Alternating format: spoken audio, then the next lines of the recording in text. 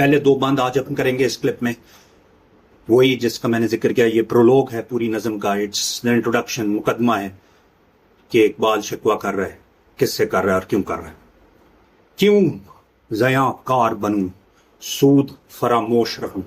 وہ کہہ رہے کہ میں کیوں زیاں کار بنوں، میں نقصان اٹھانے والا کیوں رہوں اور سود فراموش رہوں، اور اپنے نفع کو، جس میں بینک میں سود ہوتا ہے ویسے تو وہ حرام ہے، لیکن ادھر سود نفع یا انٹرسٹ، یہ فائنینشیل انٹرسٹ کی بات نہیں ہو رہی، سود ایز اے انٹرسٹ کی، as a element of profit کی بات ہو رہی ہے کہ سود فراموش، میں اپنے سود سے فراموش اپنے آپ کو کیوں کر دوں اور اپنے فائدے کو کیوں بھلا دوں، فکر فردا نہ کروں، آنے والے کل کی فکر نہ کروں، محو غم دوش رہوں. غم دوش یعنی کل رات کا غم، میں پچھلا گزری ہوئی رات کے غم میں محو رہوں اور فکر فردا نہ کروں. یہ میں کیوں کروں؟ وہ کوشچن کر رہا ہے اپنے آپ کو. نالے بلبل کے سنوں اور ہماتن گوش رہوں، یعنی کہ میں بلبل کے نالے سنوں، اور جو بلبل چیخنا شروع کی ہوئی ہے اس گلشن کے اندر، اور میں ہماتن گوش رہوں، یعنی چپ چاپ منہ بند کر کے بیٹھا رہوں، ایک کان بند کر بس سنتا ہی جاؤں اور بولوں کچھ نہ. ہم نوا میں بھی کوئی گل ہوں کہ خاموش رہوں، کہ میں کوئی گل تو نہیں ہوں جس طرح وہ خاموش رہتی ہے بلبل کے نالے سن کر اور اس کی آواز سن کر. مجھے تو اللہ نے انسان بنایا ہے.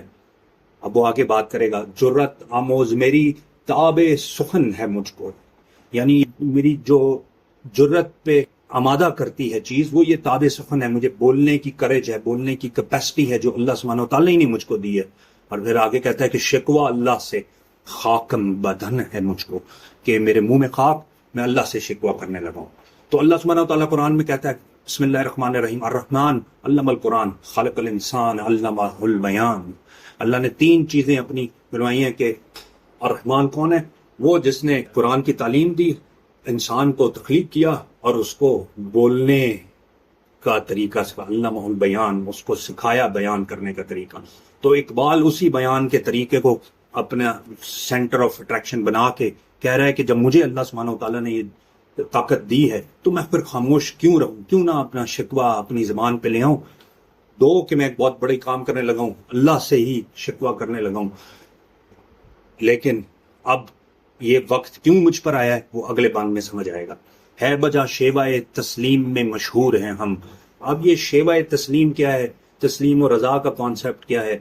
اللہ کی ہاں میں ہاں ملانے کا کانسیپٹ کیا ہے؟ ہر حال میں صبر کرنے کا کانسیپٹ کیا ہے؟ یہ اپنی جگہ پر قائم ہے.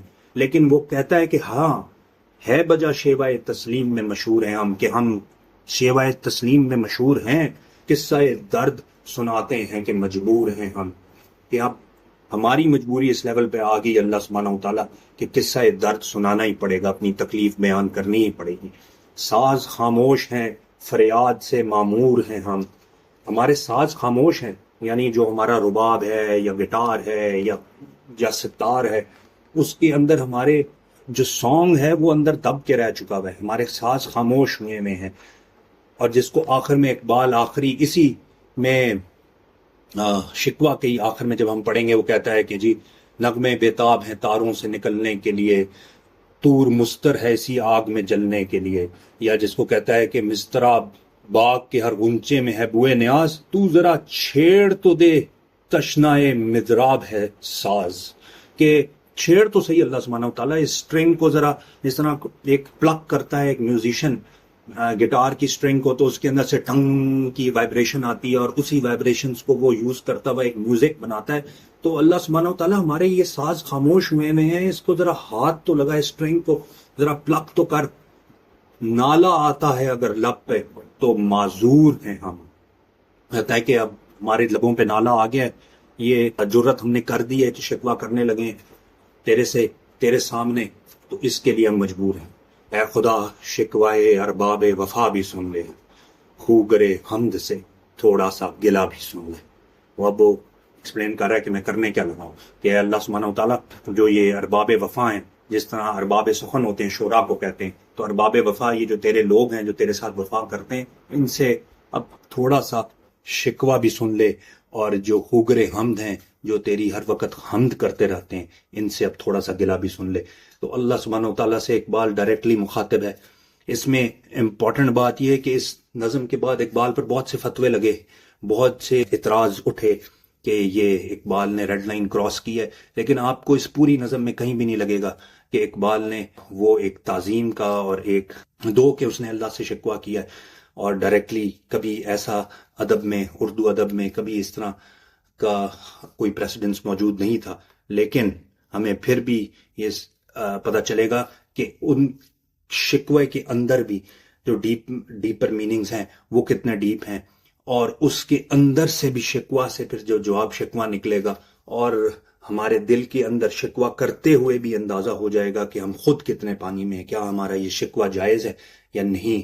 تو وہ اقبال ایک اصل میں مسلمانوں کے ہاں، جو ہر مسلمان کے ہاں ایک شکوہ دل میں جنم پاتا ہی ہے، اور خاص طور پر آج کل کے مسلمانوں میں جب وہ دیکھتے ہیں کہ مسلمانوں کی حالت زار ہے کیا، تو یہ اس کو ریپریزنٹ کر رہا ہے۔ تو اس کو جج مت کیجیے گا، میں آپ سے یہی ریکویسٹ کروں گا کہ بہت جلدی جج کرنا نہ شروع کیجیے گا، جس طرح کے بہت سے مسلمانوں نے اس دور کے کیا، اور پھر اقبال پہ فتوے لگائے اور پھر ان کو ریورس کرنے پڑے جب وہ اس کے اصل معنی تک پہنچے کہ اقبال نے اصل میں کوئی خلاف قانون کام نہیں کیا، بلکہ اس مقصد کے لیے جو اللہ اور اللہ کے رسول صلی اللہ علیہ وسلم کا مقصد ہے، اور آپ صلی اللہ علیہ وسلم کا ٹاسک ہے کہ وقت فرصت ہے کہاں، کام ابھی باقی ہے، تو وہ جو کام کیا اقبال نے وہی باقی کام جو رہتا ہے اس کو تکمیل کے لیے کیا ہے۔